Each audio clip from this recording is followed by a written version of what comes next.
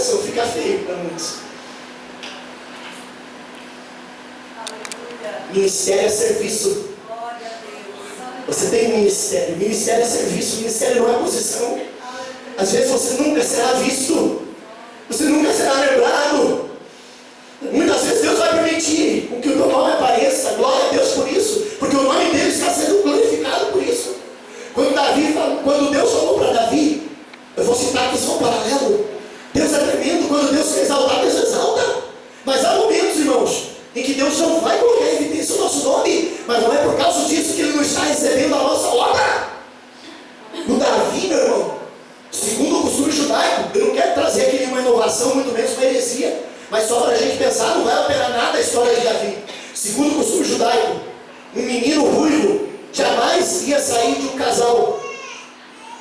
Sairia uma menina ruiva, mas um menino nunca.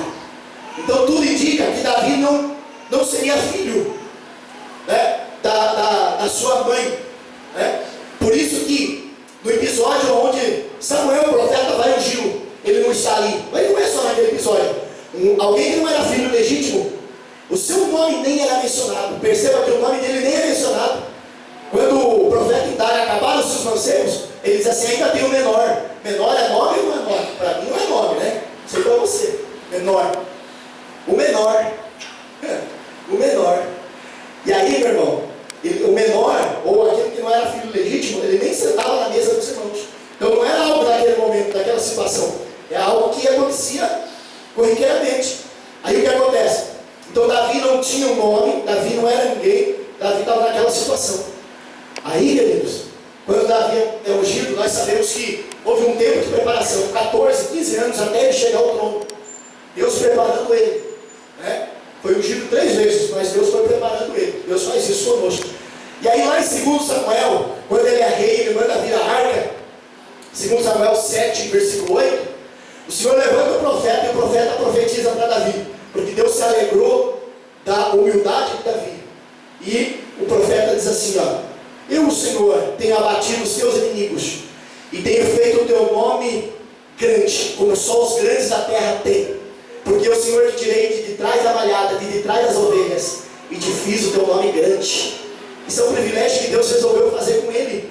O nome de Davi, irmãos, é o nome mais citado em toda a Bíblia, 1105 ocorrências. E o reinado de Davi é um reinado que a Bíblia promete ser um reinado eterno. Claro, porque Jesus é descendente de Davi. Então perceba que quando Deus quer fazer, Deus faz, Deus exalta. Agora voltando ao exemplo do cavalete, meu irmão. Eu não sei qual é o teu ministério, mas eu sei, meu irmão, que Deus ele ama o ministério daquele que é servo, daquele que se coloca para fazer a obra do Senhor. Lá em 1 Coríntios, no capítulo 3, a gente encontra a avaliação das nossas obras.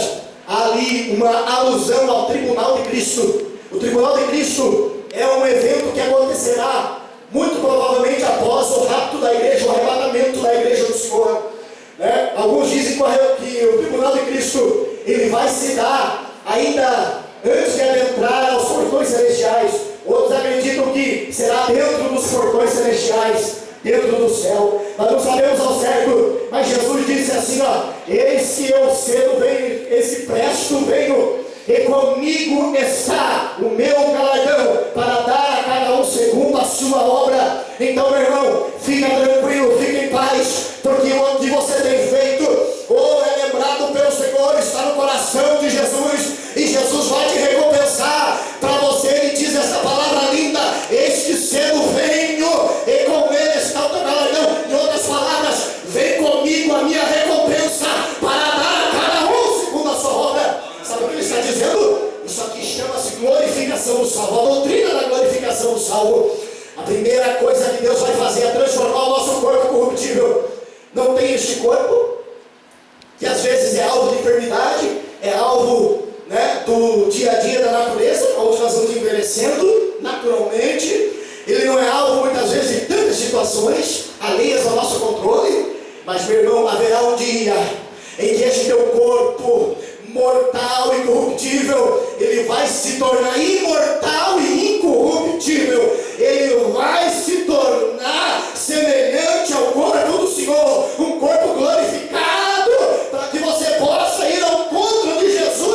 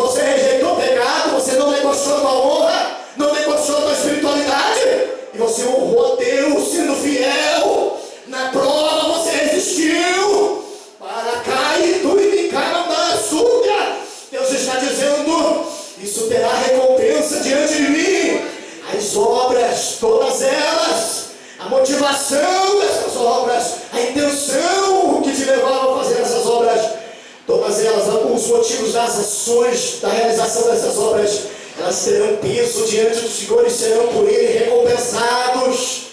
Ou as almas que você levou a Cristo, aquelas que você deixou de levar, tudo isso será avaliado por Ele. Oh, bendito seja o nome do Senhor. Meus queridos, o tratamento com o próximo, como nós tratamos o nosso próximo, tudo isso será avaliado pelo Senhor. A santidade do eu, a conduta pessoal, o testemunho, isso será avaliado pelo Senhor no seu tribunal. Oh, vale a pena ser fiel a Deus. Até uma reflexão que diz 5 minutos já posso chegar ao céu. Não sei se você já parou para pensar nisso. Eu queria ter falado mais de Deus ao meu vizinho. Eu queria ter tido mais momentos de oração. Eu queria estar mais preparado. Isso é para aquele que chegar ao céu, irmão. Imagina aquele que ficar aqui. Como será? Mas que Deus nos guarde, para que nós possamos ser fiéis ao Senhor. Porque Ele vem cedo. Ele não vai se atrasar. Ele vai vir na hora certa para recompensar a sua igreja. Louvado seja o nome do Senhor. E como eu estava falando, 1 Coríntios capítulo 3, a gente vai encontrar ali que aquela obra que Deus reprova, ela é comparada a feno, palha e madeira. O feno é o capim sem vida. Tanta obra feita sem vida. A tua obra tem vida? Amém? Ou será que eu faço só porque alguém mandou? Ou porque é uma exigência religiosa? Obra de capim, nós temos a obra de palha. A palha não tem fruto, não tem conteúdo. É aquela obra que até tem uma aparência, uma roupagem, mas não tem conteúdo, efetivamente não tem fruto. Será que é nossa obra diante de Deus, querido? Quantas almas, se Deus te chamasse hoje, que alguém diz assim, não, mas volta a acontecer alguma coisa ainda nos sinais, então Cristo ainda vai aguardar, eu vou esperar mais um pouquinho. Mas se Ele não vir para nós vamos para Ele, como aconteceu com esta irmã no dia de hoje. E se Ele te chamar, quantas almas você tem para oferecer para Ele? Oh, bendito seja o nome do Senhor. Querido, nós temos também a madeira. A madeira na Bíblia fala da natureza humana. Aquela obra, querido, que eu fiz para agradecer a Deus, eu fiz para a obra de Deus. Eu não fiz para o meu nome aparecer. Louvado seja eu, glorificado seja a minha pessoa. Mas eu fiz para louvar a Deus, porque a obra é dele. Mas aí, querido, para você que ama a obra do Senhor, você tem oferecido materiais que são, o apóstolo Paulo chama de prata, ouro e pedras preciosas. Se o teu serviço a Cristo, ele é um serviço para honrar o Senhor, ele é um serviço que é feito com gratidão a Deus, ele é um serviço que é feito através do Espírito Santo, ele é um serviço que é feito para Deus, o foco é Deus. Tenha certeza, igreja, que Deus está assim recebendo a tua obra. Glória a Deus. E eu finalizo nesta noite dizendo para você, querido, que nós devemos participar da evangelização, porque Paulo nos ensina que é uma incumbência divina. Glória a Deus. Muitos gostam, querido, de multidão nos dias atuais. Espero que você não seja uma pessoa dessa. Alguns gostam de multidão, mas não gostam de pessoas. Já viu isso? Se te convidaram para pregar numa igreja, e às vezes tem lá 10% da igreja, você chega lá, estamos em poucos, e dentro de você já tem aquela desmotivação. Jesus pregou para um e se alegrava com um, e às vezes nós queremos pregar para um número bem maior do que um e ainda estamos desmotivados. Afinal, a obra é minha ou a obra é dele? Meu irmão, quando eu olho para o exemplo de Filipe, o evangelista, eu acho surpreendente, impactante. Por quê? Porque Filipe, ele foi usado por Deus, instrumentalizado em Samaria. As multidões se convertiam pela pregação e os sinais operados por Filipe. Aí o Espírito Santo translada Filipe e leva ele para um deserto para pegar para um. Que Deus é esse, Muito pregador no dia atual, se acontecesse isso, acabou o ministério do homem. Mas Filipe é lembrado por alguém que pregou para a multidão, mas também pregou para uma pessoa. E aquele eunuco, ele deu muito fruto, segundo a história da igreja. É assim que Deus faz. Às vezes, Deus faz você investir numa pessoa por um tempo, discipulá-la, acompanhá-la, né? E às vezes aquela pessoa, querido, será uma pessoa usada para multiplicação da evangelização. Ele ganhará muitas almas para o Senhor. Todo mundo fala de Pedro, mas ninguém fala de André, irmão de Pedro, que levou Pedro a Jesus. Glória a Deus. Então entenda essa verdade. Eu finalizo dizendo para você, meu amado, que o nosso Deus, Ele tem recompensa para a tua vida. Querido, eu sei que às vezes vem o peso da responsabilidade. Nós temos a família, nós temos uma vida material, o sistema, correria, o ativismo do dia a dia. E aí a gente tenta conciliar com as coisas da igreja e fica muito difícil. Mas como eu disse, Deus, Ele não exige nada além daquilo que você pode dar. Deus só vai exigir dentro da sua capacidade. E tudo que a gente faz para Ele deve ser por gratidão, deve ser por responsabilidade, temor ao Senhor. Então entenda, meu amado, Deus tem uma obra contigo, Deus está recebendo o teu trabalho, mas entenda isso, o Senhor tem o melhor para ti. Louvado seja Deus. Depois da nossa salvação, poder servir a causa do Mestre é o maior privilégio que o céu pode te conceder. Glória a Jesus. Muitos não entendem isso e abdicam, renunciam isso, mas depois da tua salvação, poder servir a Jesus e a sua causa é o maior dos privilégios que o céu pode conceder ao ser criado. Louvado seja Deus. Se coloque em pé, com a permissão do nosso obreiro. Nós queremos orar pela sua vida, orar pela obra missionária. Meus queridos, a Bíblia fala de Dorcas, uma mulher que era serva de Deus, discípula de Jesus. Essa mulher trabalhava com uma agulha na mão, servindo ao Senhor com fidelidade, fazendo túnicas, roupas. E ali, querido, a Bíblia diz que quando Dorcas faleceu, houve um clamor no meio da igreja, porque Dorcas fazia diferença. O serviço de Dorcas, a missão de Dorcas, embora ela trabalhasse com uma pequena agulha, fazia grande diferença. Oh, glória a Deus. Às vezes a gente espera que nós tenhamos um microfone desse na mão para fazer a obra do Senhor, mas Deus está falando, está bradando nessa noite e está dizendo: meu filho, minha filha, o que tu tens na mão não importa, pode ser uma pequena agulha, mas na mão de alguém que tem unção de Deus, de alguém que é chamado por Deus para fazer a obra, faz muita diferença.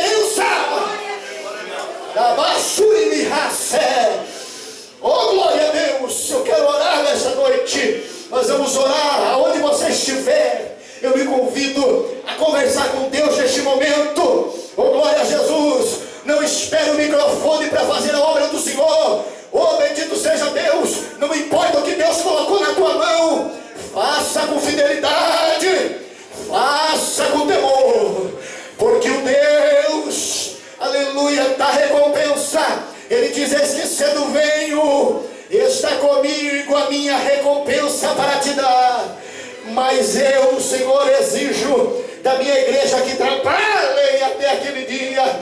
Oh, meus irmãos, vamos fazer a obra do Senhor. Nós vamos orar. Eu quero orar por você, você que quer falar com Deus e dizer: Senhor, é verdade, eu quero ser mais grato a Ti, eu quero trabalhar para Ti, Senhor. Eu quero fazer mais no Teu reino. Eu quero mudar algumas atitudes, Senhor. Eu quero mudar, Senhor, alguns sentimentos em mim, Senhor. Eu quero neste momento, meu amado, orar pela tua vida. Glória a Deus. Nós vamos orar. Se você quer falar com o Senhor, possa você fechar o teu olho, prostrar a sua fronte, o seu rosto, ou da maneira que você se sentir melhor, uma posição de reverência. Mas não esqueça, querido, de colocar o teu coração em reverência a Deus. Primeiro, o nosso coração deve dobrar os joelhos antes de nós dobrarmos os nossos joelhos. Primeiro, os joelhos do coração tem que se dobrar, porque senão o demais não valerá diante do Senhor. Mas quando nós dobramos o nosso joelho na presença do Senhor, quando dobramos, oh queridos, a nossa fronte, prostramos-nos uma atitude de gratidão, de reconhecimento. O nosso Deus é um Deus tremendo. Nós não estamos diante de um homem, nós não estamos diante de um altar humano, nós estamos diante do Deus Todo-Poderoso, o Deus que fala e o homem fica vivo. Nós estamos diante daquele que nos chamou. Oh, é muito sério isso. Oh, meus irmãos, Muitos, quem sabe, queriam fazer, mas não pode mais fazer. Até mesmo uma categoria de anjos que gostaria de fazer a obra do Senhor, mas Deus disse: não, eu vou chamar um povo que foi remido, que nasceu de novo, foi transformado, tem experiência de novo nascimento. Eu vou chamar eles porque eles serão gratos a mim, e eles poderão falar de uma transformação que já sofreram, de uma experiência que já passaram. Eles poderão testemunhar, e as vidas serão mudadas, serão transformadas, serão libertas pelo poder do Evangelho. Oh, Deus conta comigo, Deus conta com você. Deus não está correndo atrás da tua vida, entenda isso, mas Deus investe em você, para fazer a sua obra. Querido Deus, a tua presença maravilhosa, nós estamos nessa noite, Pai, eu sinto a presença do teu Espírito aqui, Senhor, neste altar.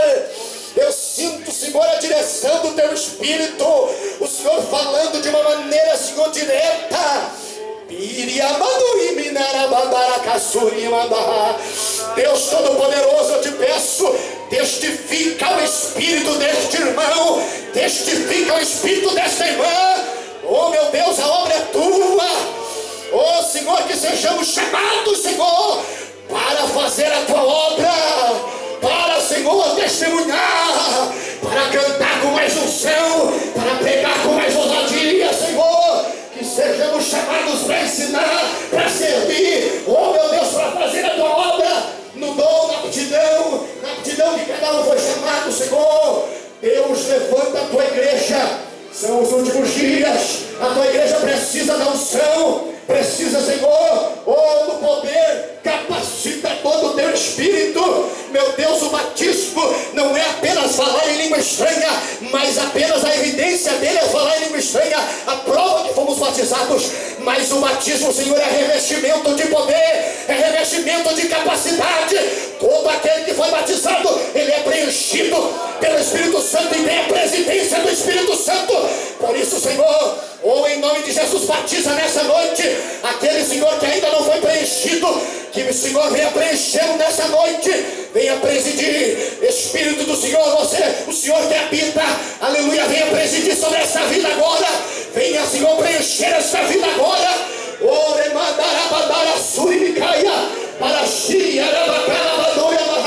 Em nome de Jesus, nessa noite, Senhor, em nome de Jesus, a obra é tua. Capacita o teu povo, Senhor, para uma obra grande em nossos dias, para que o teu nome seja glorificado, em nome de Jesus. Abrace quem você está próximo e diga: vamos fazer mais pela obra do Senhor.